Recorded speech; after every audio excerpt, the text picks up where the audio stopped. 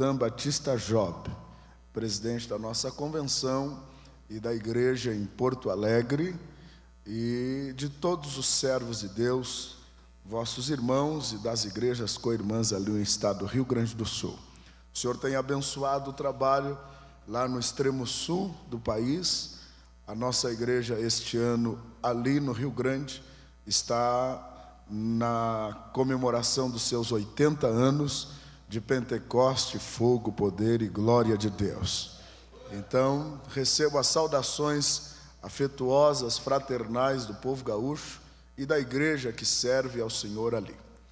Evidentemente, nós estamos agradecidos a Deus pela oportunidade de estarmos nesta escola bíblica e também com temor e tremor, porque não poderia ser diferente. Não estamos com a intenção, seria muita pretensão nossa vir aqui querer ensinar, não é isto que está em nosso coração.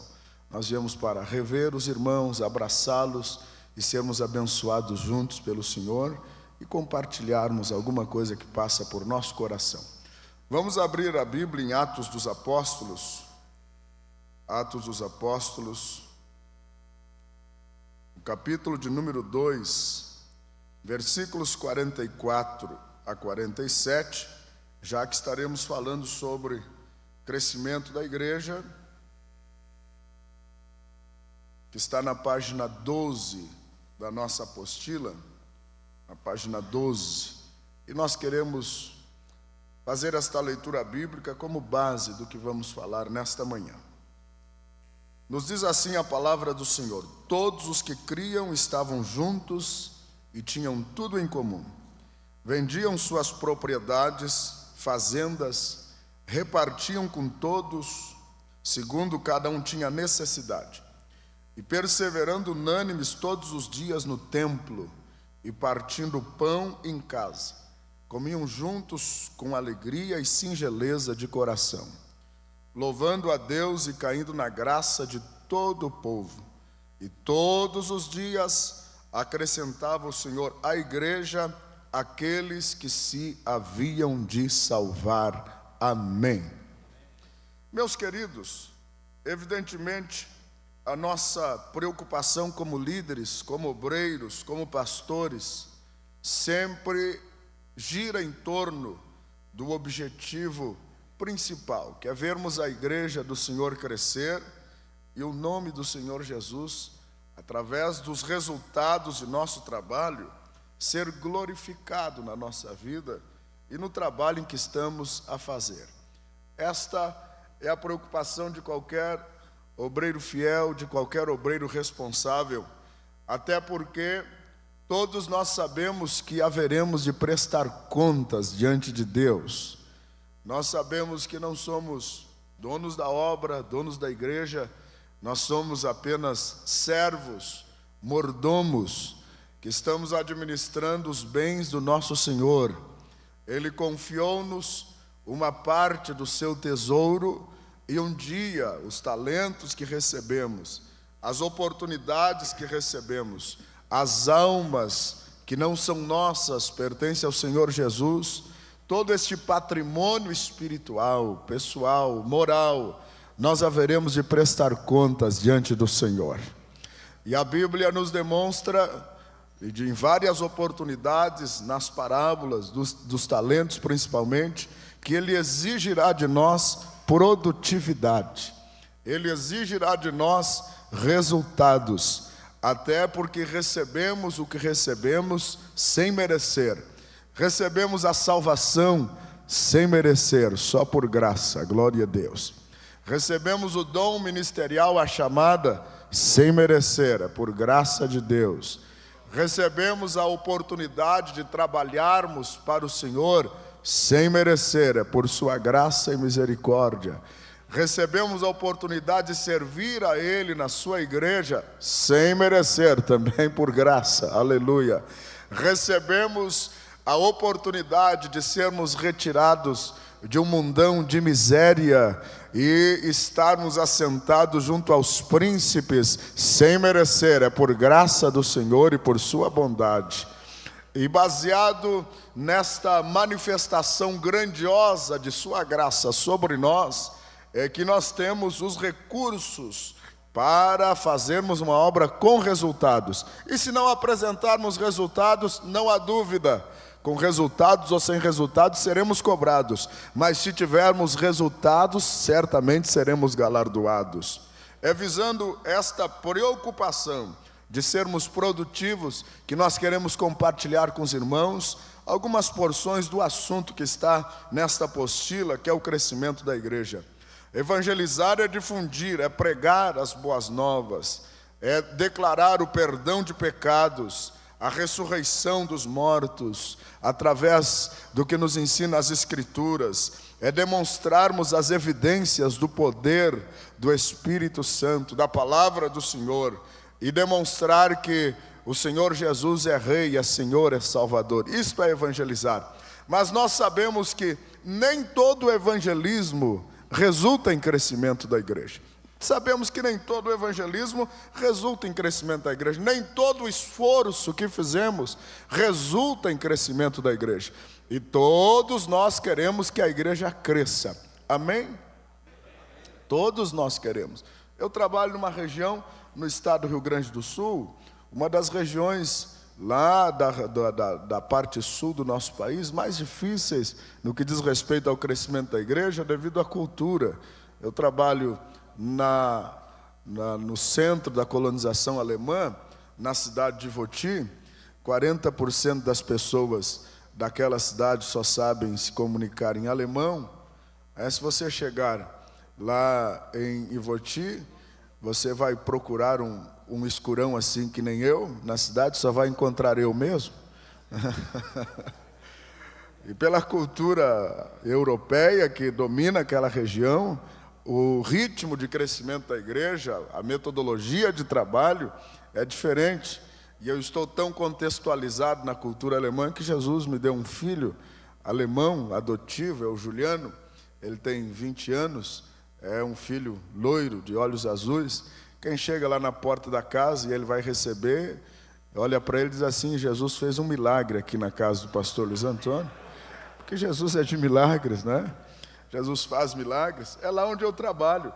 É uma região com ritmo de crescimento diferente. E todos nós sabemos que de lugar para lugar muda, mas nós queremos que a igreja cresça. Por que não cresce? Porque muitas vezes, apesar dos esforços que fizemos, dos investimentos que fizemos, qual o pastor, qual o líder de igreja que já não passou por aquele momento de reflexão após um grande investimento evangelístico, uma cruzada evangelística, um projeto evangelístico, não alcançou os resultados que esperava e começa a se questionar? É baseado nestas preocupações, nesses questionamentos, que nós queremos compartilhar com os irmãos alguns pensamentos baseados nesta apostila, porque nós devemos saber que, independente do lugar aonde estivermos, nós temos que produzir resultados. Independente da situação em que nos encontrarmos, nós temos que produzir para o reino do Senhor Jesus. Independente dos recursos à nossa disposição, nós temos que alcançar resultados. Independente da metodologia alcançada, nós precisamos produzir para o reino do Senhor Jesus. Precisamos. E por que muitas vezes os nossos esforços não resultam? Porque fazer a igreja crescer, eu sempre digo, é diferente de juntar povo. Juntar povo, todos nós sabemos, é relativamente fácil. Não é tão fácil assim, mas é relativamente fácil. Agora, constituir uma igreja para Deus, dinâmica, crescente, com crescimento harmonioso, equilibrado, fundamentado na Bíblia Sagrada, que venha glorificar o nome do Senhor, eis a questão. Eis a questão. Qualquer obreiro responsável conhece esta labuta, esta dificuldade, glória a Deus. Mas nós cremos, eu creio, todos nós sabemos, confiamos que a palavra do Senhor possui para nós todos os resultados, para que possamos ser frutíferos para o reino do Senhor. O crescimento da igreja, portanto, é diferente da evangelização. A evangelização faz parte do processo de crescimento. Crescimento da igreja investiga a natureza, a expansão, implantação, multiplicação, funcionamento e saúde da igreja. São esses fatores que nós analisamos aqui neste material. A base, o fundamento, a natureza da igreja que queira crescer, como expandi-la, como implantá-la, multiplicá-la, a maneira que ela deve funcionar, qual é o seu estado de saúde, a sua saúde espiritual, para que ela possa realmente crescer e crescer da maneira que a Bíblia aprove. Não é um crescimento aleatório, não é um crescimento de qualquer maneira, tem que ser um crescimento bíblico, fundamentado nas Escrituras Sagradas. Eu gostaria logo, para nós sermos bem objetivos, de ir com os irmãos aqui na página 13, onde nós observamos exatamente aqui no item B da parte A, está aqui introdução à teologia do crescimento da igreja, as 3 provisões, os 5 princípios da evangelização do mundo, os 4 objetivos, o duplo resultado e os desafios e tendências no crescimento da igreja. Nós analisamos aqui, irmãos, o fato de que a igreja primitiva também enfrentou desafios. Os desafios para o crescimento da igreja não são nenhuma novidade desta época. A igreja primitiva também teve que vencer desafios, teve que transpor barreiras, buscar formas, métodos, orientação do Espírito Santo para que pudesse alcançar resultados. E se nós observarmos os Atos dos Apóstolos, as frentes missionárias, as frentes evangelísticas, nós vamos concluir que o cristianismo nasceu num ambiente completamente hostil, completamente contrário aos princípios da nova fé, as perseguições. Eu estudava esta semana os desafios de Paulo, especialmente na sua 2ª viagem missionária, que foi a sua viagem, a sua empreitada missionária mais frutífera.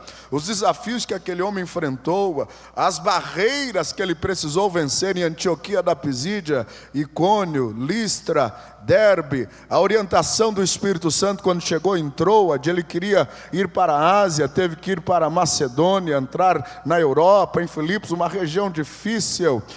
Na verdade, o cristianismo nascente de Atos dos Apóstolos também enfrentou desafios. Os desafios não são características tão somente da nossa época. Às vezes nós começamos a pensar, vivemos uma época difícil da igreja crescer. Meus irmãos, nunca foi fácil. Quem disse que foi fácil alguma vez mentiu, ou não sabe o que é pastorear a igreja. Não sabe o que é fazer com que uma igreja entre em movimento, se dinamize. Nunca foi fácil, mas apesar das dificuldades, a história prova que o Evangelho, como poder de Deus, sempre triunfou em qualquer situação, em qualquer circunstância. Nós temos a mesma Bíblia, o mesmo Jesus, o mesmo Espírito Santo, o poder do Evangelho ainda permanece inalterável. Nós temos condições de vencer os desafios atuais. Mas como a igreja primitiva venceu? Os desafios da hostilidade contra aquela nova forma de vida. Observe bem, a igreja primitiva enfrentava 2 grandes desafios principais: o poder político, monopolizado por Roma, e o sistema religioso idólatra, as filosofias dominantes da época. Tudo era anti-Deus, tudo era anticristo. Nós colocamos aqui 2 respostas. Primeiro, eles venceram reciclando os seus métodos sobre a orientação do Espírito Santo. Segundo, eles venceram reorientando seus objetivos e estratégias.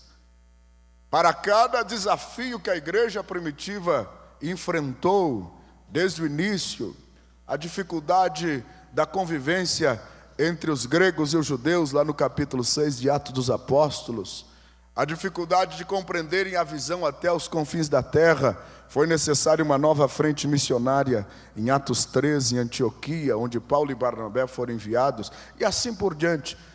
O concílio de Jerusalém, no capítulo 15 de Atos dos Apóstolos, colocou os irmãos numa nova perspectiva, numa nova compreensão do Evangelho. A igreja primitiva, irmãos, venceu os seus desafios, reorientando a sua metodologia baixo a orientação do Espírito Santo. Eu creio piamente que hoje, aqui, enquanto nós estamos nesta escola bíblica, o Espírito de Deus tem um novo método para revelar ao seu coração, obreiro, líder, pastor, para que você possa vencer os desafios do lugar aonde você trabalha. Nunca foi fácil, não é fácil e nunca será fácil. Nós temos um inimigo a combater. Nós temos um mundo que é hostil à nossa maneira de ver, à nossa fé, à nossa postura. Mas a Bíblia diz que nós somos sal da terra e luz do mundo. Temos o poder do Evangelho e o Espírito Santo ainda está conosco para nos orientar. Agora nós temos que estar aberto a esta reorientação do Espírito Santo. Nós temos que aceitar o que o Espírito Santo tem de novo para revelar hoje, aqui, agora, para a nossa vida. E temos que ter a humildade suficiente de, quando concluirmos que um método não funcionou, reconhecermos que não funcionou e temos a disposição de começar tudo de novo, mas do jeitinho que Deus quer que a gente recomece.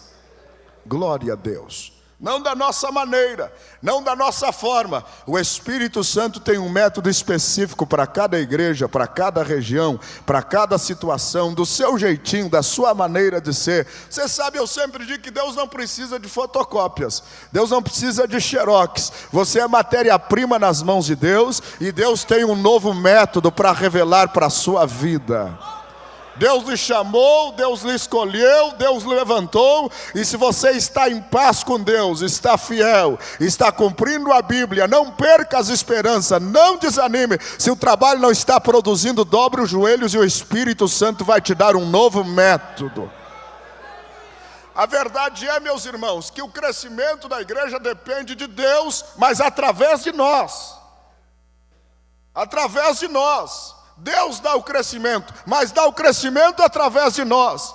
E para que o crescimento da igreja se efetive através de nós, nós temos que estar abertos ao que o Espírito Santo quer dizer hoje para a minha vida e para a sua vida. Eu estive no campo missionário 3 anos e meio, e numa região muito difícil, a República Oriental do Uruguai. E naqueles momentos difíceis que todo missionário passa, e eu sei que todos os irmãos aqui têm esta experiência, e eu dou glória a Deus por todos aqueles vitoriosos no campo missionário que conseguem fazer coisas extraordinárias. Mas você sabe, quando o missionário vem contando tanto prodígio e maravilha, eu creio que Deus faz, mas eu fico questionando, eu quero ver realmente como é que é. Porque às vezes, meus irmãos, quem não tem a experiência real do dia a dia da evangelização, às vezes não compreende muito bem as dificuldades. Eu dou glória a Deus por todos aqueles vitoriosos, mas eu aprendi algumas coisas lá no campo de missões. Fui enviado por uma igreja líder no nosso estado, uma igreja de uma visão muito grande e muito instruída e orientada pelo pastor. E eu cheguei no campo missionário pensando comigo, é só eu pegar a Bíblia, caminhar daqui para lá e de lá para cá e a igreja vai crescer. Cheguei evangelizando, correndo, evangelizando ao ar livre, entregando folhetos. E fiz uma visita a uma pessoa. No primeiro dia tinha uma multidão naquele culto daquela nova igreja. Tinha 5 pessoas. E veio uma senhora cancerosa e nós oramos. Jesus curou ela naquela noite. Naquela semana visitei aquela senhora. Ela foi fazer um exame médico 3 dias depois. Não tinha mais nenhum sinal do câncer. E eu cruzei os braços e disse, glória a Deus, agora a igreja vai encher com esse testemunho, porque esta mulher virá na igreja e vai trazer outros. Nunca mais ela apareceu na igreja. Continuei evangelizando. Um outro dia evangelizei um senhor que estava cego, orei por ele, fui para casa. No outro dia ele mandou a notícia, brasileiro, eu não sei o que você tinha nas mãos, mas quando você impôs a mão sobre a minha cabeça, a cegueira foi embora. E eu dei glória a Deus, disse, agora Jesus curou este cego, e ele vai vir para a igreja vai encher. Ele nunca apareceu na igreja. Anunciei um batismo com 7 pessoas. No 3º mês que estava no campo de missões, tinha 7 candidatos. Anunciei para o mundo todo que ia batizar 7. Quando estava chegando perto do batismo, um desistiu, o outro também desistiu, e o terceiro desistiu. Quando chegou no dia do batismo, tinha 4 só para batizar. E eu disse, que vergonha, os meus colegas vão vir aqui, e não vai ter ninguém para batizar, o pastor vai vir ver o resultado da obra, eu sou um obreiro fracassado. E chegou no dia do batismo, ainda tive que sair de carro, buscando os 4 para batizar. Eu digo, Jesus, onde é que eu estou? Um dia eu fui orar, e disse, Senhor, eu estou no lugar errado, não tenho chamada, eu me equivoquei, eu vou me embora, Senhor, não pode ser, a igreja está investindo. O Espírito Santo disse assim para mim, tu tens que te humilhar e aprender tudo de novo, porque aqui é outra realidade. E eu perguntei, Senhor, mas e os canudos de teologia que eu tinha? E as escolas bíblicas que eu fiz? E o meu diploma de Química Industrial? O Espírito Santo disse, esquece tudo isso e aprende tudo comigo de novo, porque eu vou te ensinar como é que se trabalha. Xarabacantaraba. Se nós queremos que o Espírito de Deus nos dê uma metodologia nova para crescer, vamos nos humilhar, voltar aos pés da cruz, deixar que o Espírito Santo nos ensine. Não pense que sabemos tudo, irmãos. Ainda temos muito a aprender, o Espírito Santo tem algo a nos ensinar aqui. Já sei tudo, sei como é que faz, não sabemos não. Hoje, aqui agora, o Espírito de Deus tem uma revelação nova, uma metodologia nova para você. Deu certo para o ano passado, para este ano Deus tem algo novo para a sua vida. Para este ano Deus tem revelação nova para o seu ministério. Deus tem revelação nova para a sua igreja. Glória a Deus. Saí evangelizar um outro dia, casa por casa, folheto por folheto, sozinho. Pastor Alberto me visitou lá nesse período. Ninguém se convertia. Numa região de italianos, onde outra vez o único escurão na cidade era eu, com 45 mil habitantes. Ninguém aceitava nem o folheto que eu falava, que eu entregava. Um dia eu cheguei, numa tarde muito quente, cheguei na casa de uma senhora, uma favela, e pedi um copo d'água. Já tinha caminhado vários quilômetros evangelizando a pé, e cheguei sem nenhuma fé naquela casa. Pedi água, não disse que era pastor nem missionário, só queria um copo d'água e me sentar e descansar um pouco. Eu estou falando de coração para coração. Nós não podemos ser hipócritas. Cada um sabe que é difícil fazer a igreja crescer. Aleluia. Todos nós sabemos que isso não é brincadeira, não. Quando eu fui sair agradecer a água, aquela senhora disse, faça uma oração daquelas que o senhor faz lá na sua igreja por mim, pode ser que ocorra um milagre na minha vida. Eu fiquei assim impressionado, mas como é que ela sabe que eu sou pregador, missionário? Eu não disse nada para ela. E ela disse para mim, pode ser que um dia eu levante essa cadeira de roda e eu vá lá lhe visitar nesta igreja? Faz quantos dias que eu não como, não bebo, não durmo, eu estou destinado à morte. Enfim, foi uma choradeira. Eu orei por ela, irmãos, só crendo na palavra do Senhor. Porque no meu coração eu estava desanimado, derrotado, destroçado, entristecido. Cheguei em casa e a minha esposa disse, a irmã Isabel disse, e meu velho, quantas almas ganhou hoje para Jesus? Ninguém.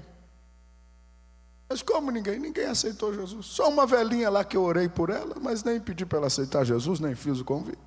E quem é que veio no culto hoje de noite? Acho que é eu e tu de novo. Quando chegou de noite, irmãos, na hora do culto, 7h30, naquela grande igreja que era na sala da minha casa, 3 metros por 4, eu comecei o culto como se estivesse pregando para 5.000 pessoas, mas só Deus sabia o meu coração. Só Deus sabia o desânimo que eu estava. Cantei alguns hinos da harpa. Quando eu olho assim naquela sala, entraram 2 cachorros. Eu digo, ó.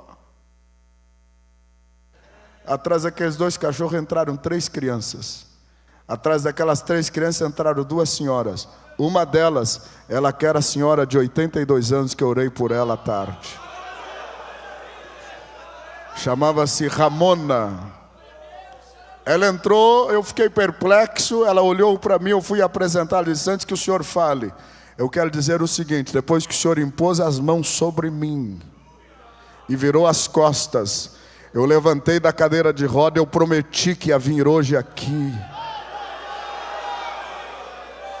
Aquela mulher foi a maior evangelista que eu tive naquela cidade. Xarabacandarabahá. O Espírito Santo tem um método novo para lhe mostrar aqui.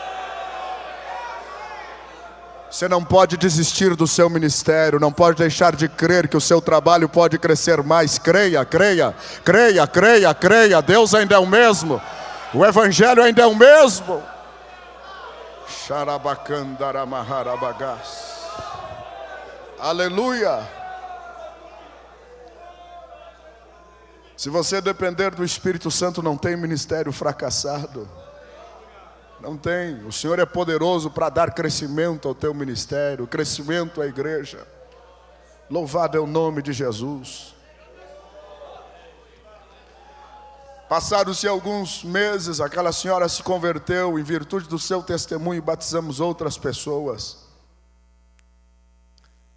Outro dia, naquele estado de preocupação que todo obreiro passa, eu dizia: Senhor, passou a primeira unção, ninguém mais se converte, e agora? Eu preciso de algo novo. Um dia eu estava vindo de Montevidéu no ônibus, e eram 2 da tarde, o Espírito Santo disse para mim: desce do ônibus. Eu desci. Parei na frente de uma empresa, Empresas Massaro, e o Espírito Santo disse para mim: entra aqui, e eu entrei. Cheguei no escritório daquela empresa, tudo vazio, tinha 5 moços lá no fundo. Eles vieram perguntar para mim o que eu queria, nem eu sabia. Eu comecei a falar de Jesus, disse: hoje de noite eu tenho um culto, espero vocês lá no culto. Cheguei em casa de novo, a minha esposa perguntou: e meu velho, quantos aceitaram Jesus hoje? Olha, eu falei de Jesus para uns moços lá, mas acho que aqueles empresários nunca vão entrar aqui nessa casa feia. Chegou quinta-feira de noite, aqueles 5 moços estavam na igreja, aceitaram Jesus. Deus me deu uma mensagem profética a um deles. 6 meses depois eu os batizei, eram 5 empresários. E meu pastor me pediu que viesse de volta, e eu retornei. Deixei um obreiro no meu lugar. Aquele obreiro que ficou no meu lugar desmontou tudo que eu fiz. Que tristeza. Quantos aqui já tiveram esta experiência? E por alguns anos eu carreguei aquela mágoa, aquela tristeza. E Senhor, trabalho perdido, dinheiro perdido, esforço perdido, Senhor. Não ficou nenhum resultado da obra. Que vergonha. O evangelho que eu preguei, os irmãos que me ajudaram, será que não foi certo o que eu fiz? O ano passado eu recebi um telefonema e um castelhano me dizendo assim: meu pastor, venha me visitar. Eu disse: quem é o senhor? Eu sou pastor. Pastor quem? Sou o pastor Santiago Massaro, que naquela quinta-feira o senhor evangelizou. Aleluia. A profecia que o Senhor falou se cumpriu. Hoje eu sou pastor. Visitei a sua igreja. Todos os membros da igreja vieram me visitar e eu recebi consolo de Deus, porque todos me disseram assim: pastor, nós somos salvos porque o Senhor obedeceu à voz do Espírito Santo e foi lá e ganhou o nosso pastor para Jesus. Creia que Deus vai dar crescimento ao teu ministério. Não desista de depender do Espírito Santo. Não desista de crer que o Senhor pode dar crescimento à obra que tu estás fazendo. Permaneça crente, fiel, dependendo. Glória a Deus. Irmãos, nós não somos melhores uns do que os outros. Todos nós passamos por esses momentos de luta, de sofrimento, de decepção. Mas há um Deus que nos chamou, que cuida de nós e que é poderoso para nos reorientar. Deixa o Espírito de Deus nesta manhã reciclar a tua metodologia de trabalho. Ele tem uma nova forma, uma nova direção, uma nova orientação para a sua vida. Ele tem. Quantos podem crer nisso e dizer glória a Deus? Nós precisamos seguir o que a igreja primitiva seguiu. Ela aceitou que o Espírito de Deus reciclasse a sua metodologia. Imagine os irmãos, ou melhor, observe os irmãos em Atos dos Apóstolos, os choques que existiram entre a revelação que Paulo recebeu A nova revelação que Paulo recebeu, a revelação da graça, o evangelho aos gentios, o choque que se gerou no seio da igreja. Mas houve um Tiago, homem cheio do Espírito Santo, pastor da igreja em Jerusalém, que no momento do choque viu que aquele moço, Paulo, com uma nova metodologia, estava dirigida pelo Espírito Santo e não podia impedir o crescimento da obra. É necessário reciclarmos os métodos sob orientação do Espírito Santo. É necessário reorientarmos os nossos objetivos, as nossas estratégias sob a orientação do Espírito Santo. Nunca fora de sua orientação. Seguirmos a orientação do Espírito Santo permanece sendo o principal segredo. Eu avaliava Atos dos Apóstolos a partir do capítulo 13, nesta semana, enquanto viajava, estudando a Bíblia, lendo livros. Em cada um daqueles capítulos há um elemento sobrenatural. O Espírito Santo ou dirigindo por visões, sonhos, revelações, profecias, novas fórmulas de trabalho. E o resultado era isso. Lá no capítulo 17, quando os irmãos chegaram em Tessalônica, a palavra foi essa: aqueles que alvoroçaram o mundo chegaram até aqui. Glória a Deus. Chegaram até aqui. O Espírito Santo no comando. Sempre é possível fazermos alguma coisa a mais. Amém, meus queridos? Agora, quais são os nossos desafios principais? Vamos à página de número 14. Vamos ser bem objetivos naquilo que compreendemos que realmente toca a nossa necessidade. Na página 14, o item de número 6, os desafios internos no projeto de crescimento e evangelização da nossa amada e querida Assembleia de Deus, que nós amamos profundamente esta igreja e quero dar glória a Deus por isso. Eu sou o que sou, estou onde estou, por causa do evangelho pregado pela Assembleia de Deus. Eu não posso me esquecer daquele homem que chegou lá na minha casa, nos fundos da estância do meu avô, quando nós morávamos numa casa de barro tapada com capim em Santa Fé, na beira de um açude. Foi de lá que Jesus me tirou. Papai era bêbado, inveterado, mamãe era endemoniada, a minha família toda servindo a Umbanda, dominada por espíritos diabólicos. E entrou um homem lá em casa que só sabia 2 versículos, João 3,16 e Atos 1,8, mas aquele homem estava tão cheio do Espírito Santo, que ele entrou pela porta da frente e os demônios saíram de marcha ré pela porta dos fundos. Eu penso que a minha origem se identifica com a origem da maioria dos senhores aqui.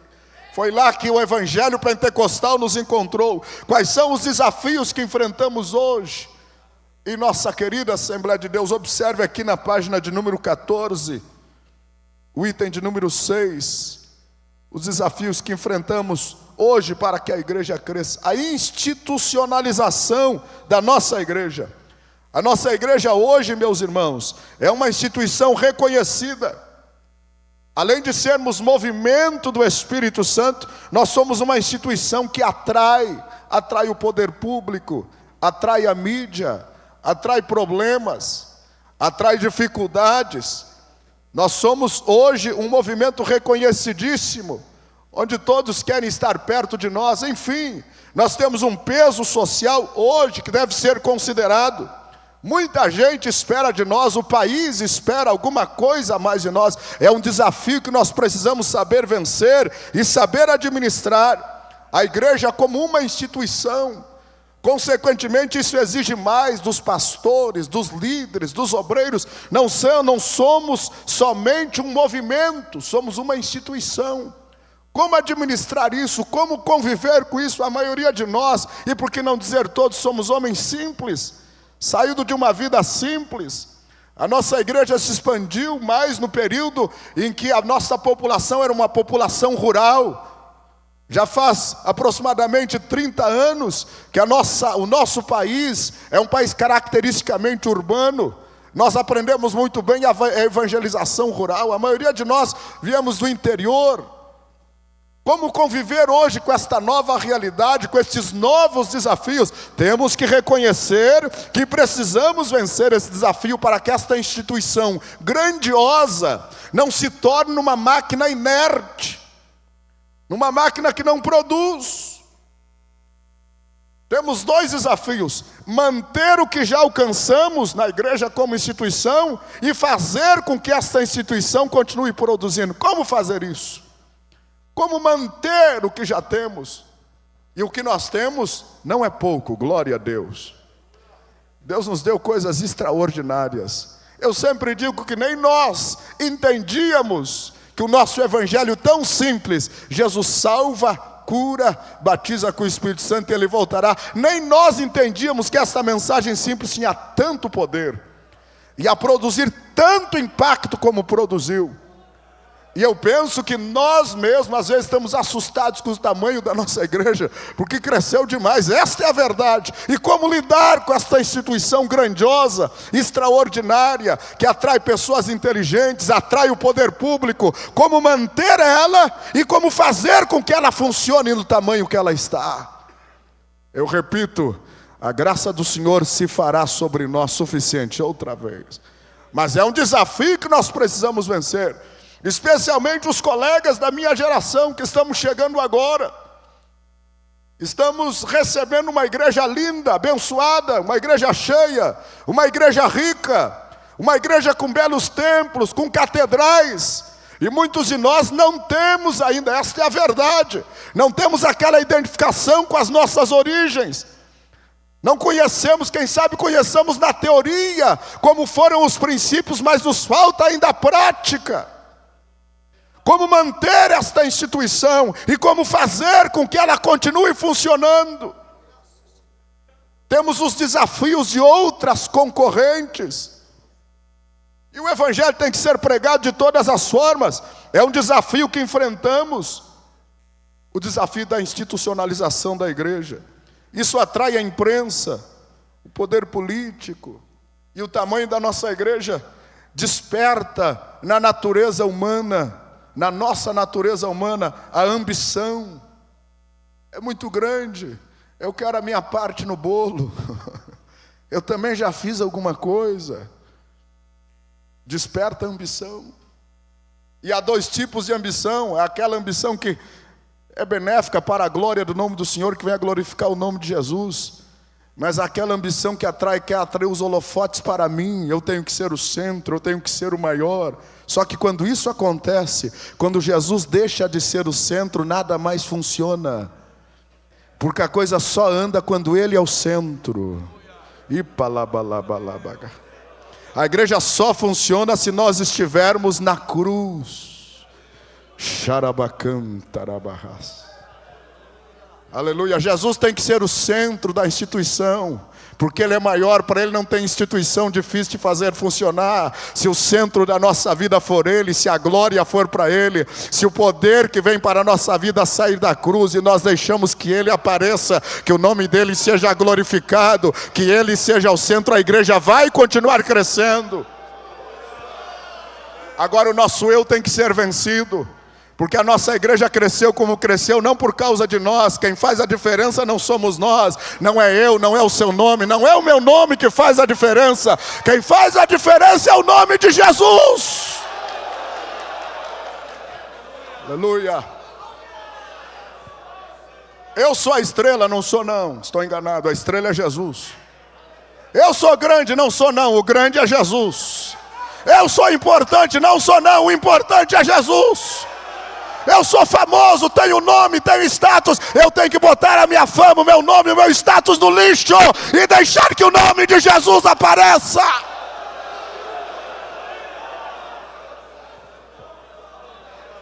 Aliás, essa já é uma infecção que está querendo tomar conta das nossas igrejas, dos nossos púlpitos. Muita gente grande, muita gente famosa, muita gente importante. E o nome de Jesus onde é que está? Tem que ser do meu jeito, não tem não, tem que ser do jeito dele.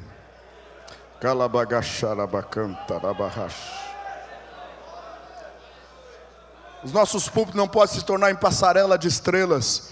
Tem que permanecer sendo o lugar do servo que diz: é necessário que ele cresça e eu diminua. Se ele continuar sendo o centro, a instituição vai continuar produzindo.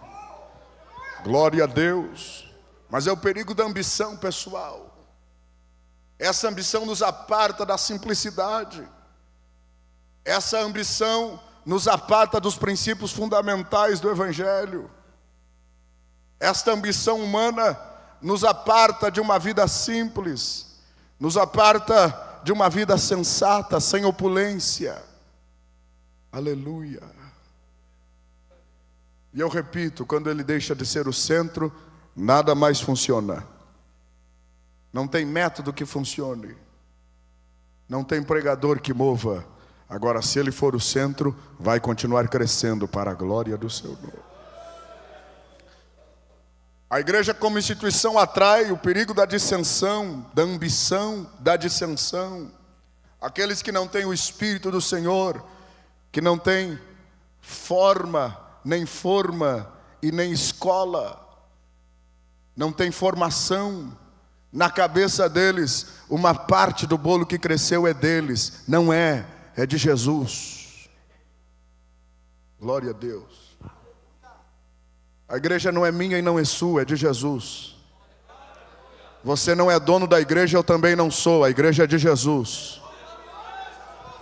Quem morreu pela igreja não foi eu, não foi você, foi Jesus. Não fomos nós que morremos, Ele é o dono de tudo isso aqui. Ele é o dono da minha vida, da sua vida, do seu ministério, da sua chamada, da sua família. Ele é o dono de tudo. Nós não somos donos de nada. Se você pode dar glória a Deus com esta palavra.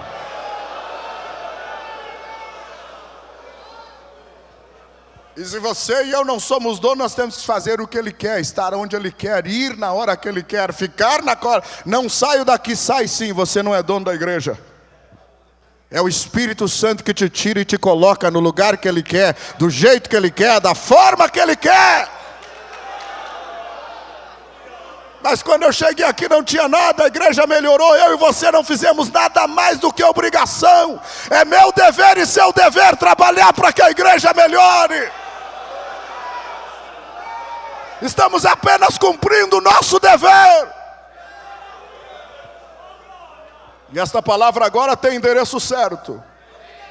Esta palavra que eu estou dizendo agora tem uma unção profética. Cuidado! Não esqueça que quem lhe colocar onde você está foi Jesus. E Ele lhe tira na hora que Ele quiser. Na hora que Ele quiser. Oh, aleluia! Oh, aleluia! Oh, aleluia! Oh, aleluia! Xarabacandarabará, xarabacandaramará. A noiva é dele, o corpo é dele, não é nosso. Aleluia, aleluia, aleluia, aleluia. Outro desafio que temos a vencer é a nossa sobrecarga. Está aí a sobrecarga e o distanciamento da liderança. A igreja como instituição exige mais de nós. E nós somos retirados daquelas tarefas que nos fazem tão bem, por força da circunstância muitas vezes.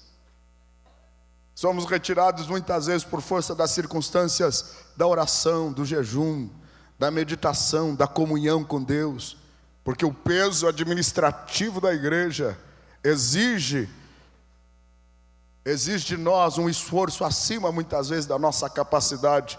Uma superestrutura administrativa sobrecarrega os líderes e o espiritual fica em nível secundário. E nós acabamos, por força das circunstâncias, delegando trabalhos que só nós podemos fazer a muitos irmãos, e são queridos irmãos, mas há coisas na igreja que só eu, que sou pastor lá de Voti, posso fazer. Porque a chave da igreja, a chave da autoridade que abre porta e fecha a porta está na sua mão, que é o líder. Deus colocou a chave na sua mão.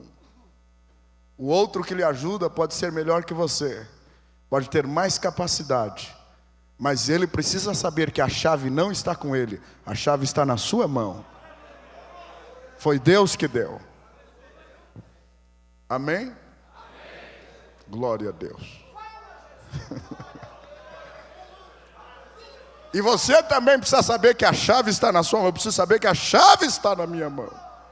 E eu vou ter que prestar conta um dia desta chave. A autoridade estará. Agora a verdade é que se nós não nos policiarmos, não delegarmos coisas, e o que é secundário? O espiritual sempre é prioridade. Sempre. A oração, o jejum, a consagração é prioridade em qualquer situação, em qualquer circunstância. É Martim Lutero que dizia: hoje eu tenho tanto trabalho que vou ter que passar mais horas em oração. O dia que ele tinha mais trabalho era o dia que ele mais orava, mais estava na presença do Senhor. Aleluia. Mas essa sobrecarga que nos distancia das ovelhas é um desafio que eu e você temos que vencer em nome de Jesus. Terceiro desafio, dentro da nossa Assembleia de Deus, o profissionalismo eclesiástico. Uma filosofia contemporânea de que pregar o Evangelho é só lá no Rio Grande do Sul, se diz pelo din-din, não é? Uma alta fonte de renda. Enquanto biblicamente, pregar o Evangelho ainda é idealismo sacrificial. Tem gente tentando mudar isso aí, mas esse é um fundamento que não pode ser mudado de maneira nenhuma. Pregar o Evangelho ainda exige renúncia. Pelo menos pregar o Evangelho verdadeiro, o Evangelho da cruz, o Evangelho genuíno, o Evangelho que dá resultado, que toca o coração, ainda exige renúncia. Eu estou preocupado com isso. Eu estou preocupado com isso. Porque a pregadora aí botando preço para pregar.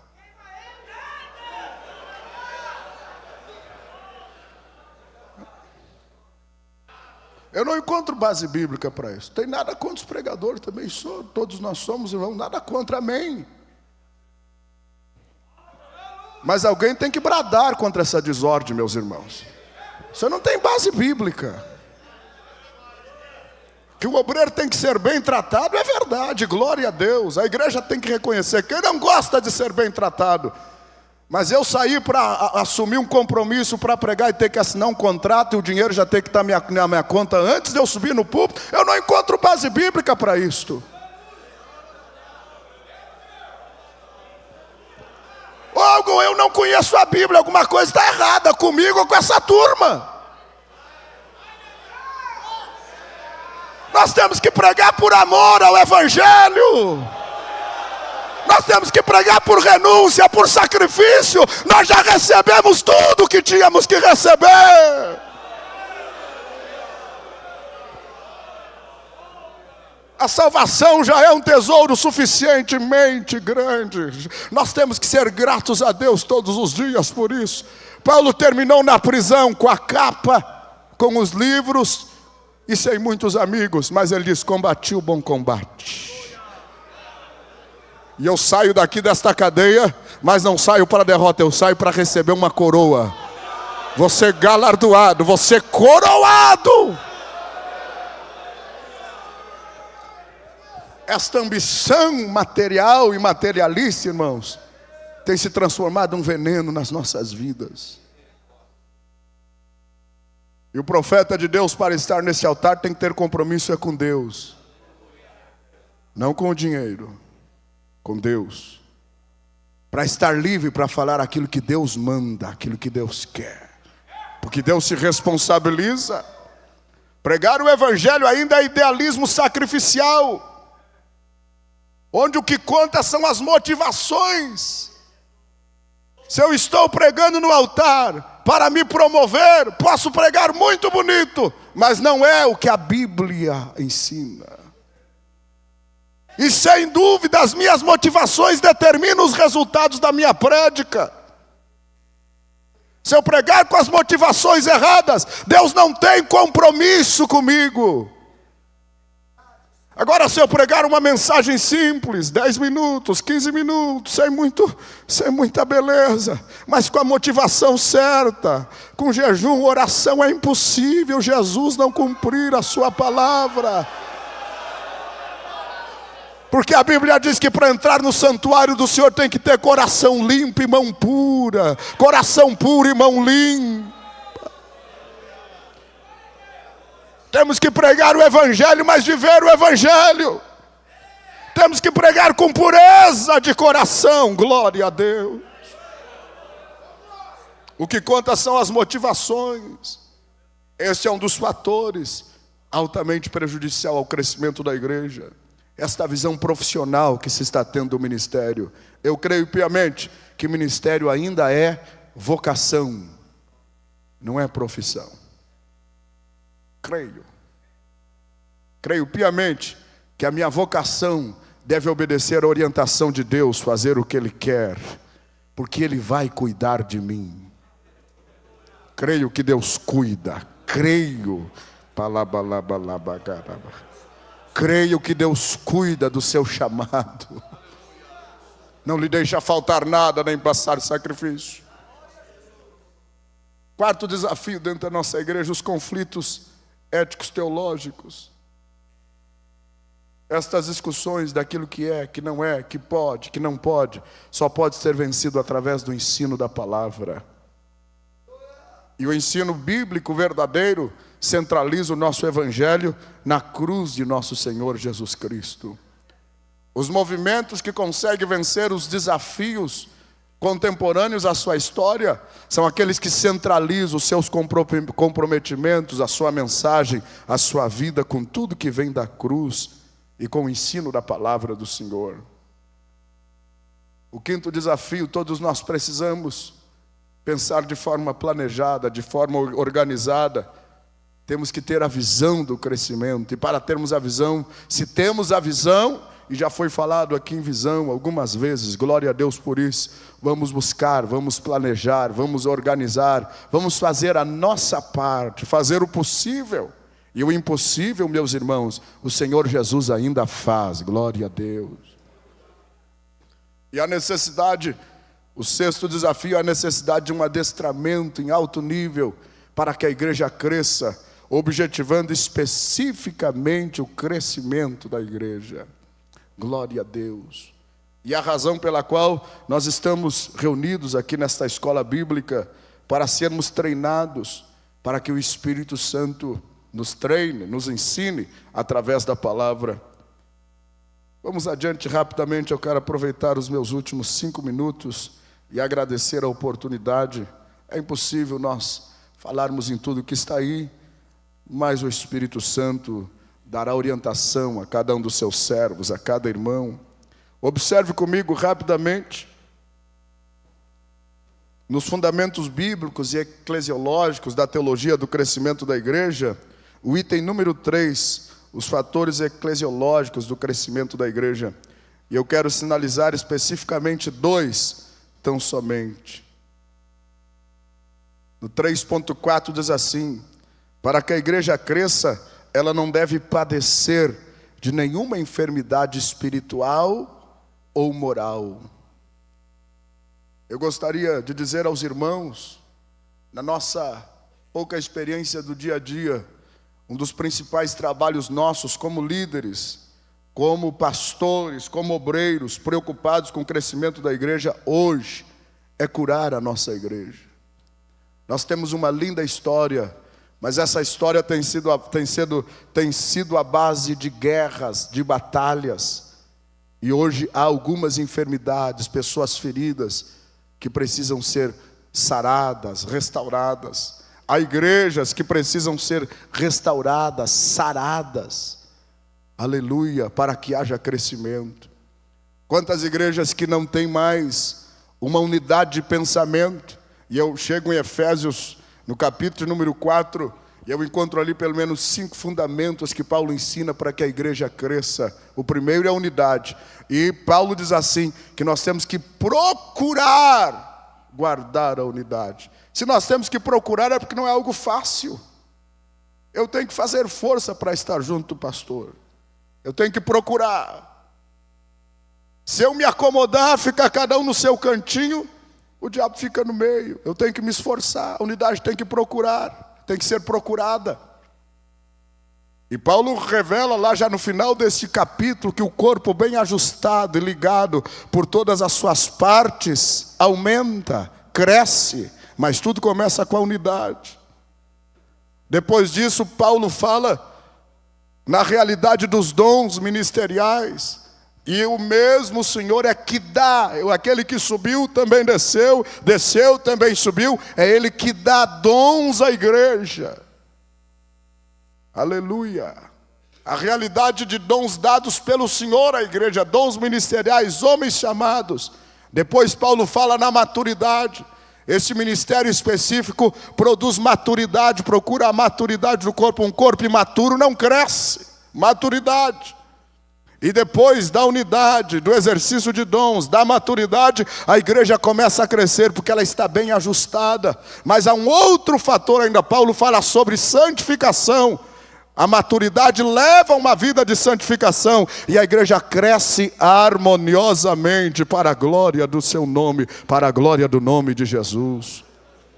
É necessário, meus irmãos, portanto, curarmos a igreja de todas as suas mazelas, termos a visão de restaurar, de curar, para que a igreja possa crescer e o nome do Senhor Jesus possa ser glorificado. Quero agradecer a atenção dos meus colegas, rogar as vossas orações por esse gaúcho lá do extremo sul. Não esqueçam de orar por nós, pelo pastor Ubiratã, que lidera a nossa igreja lá no estado. Feche os seus olhos assentado como está. Eu te dou graças, Senhor, por esta oportunidade, por poder falar aos teus servos, príncipes do altar, teus filhos chamados por ti. E eu peço que a tua preciosa graça se manifeste em cada vida, propiciando a cada um a orientação necessária para vencer esta época de desafios, para que a igreja permaneça crescendo, para que o ministério de cada um cresça, para a glória do teu santo nome, Jesus. É o que nós pedimos e agradecemos em teu santo nome. Amém.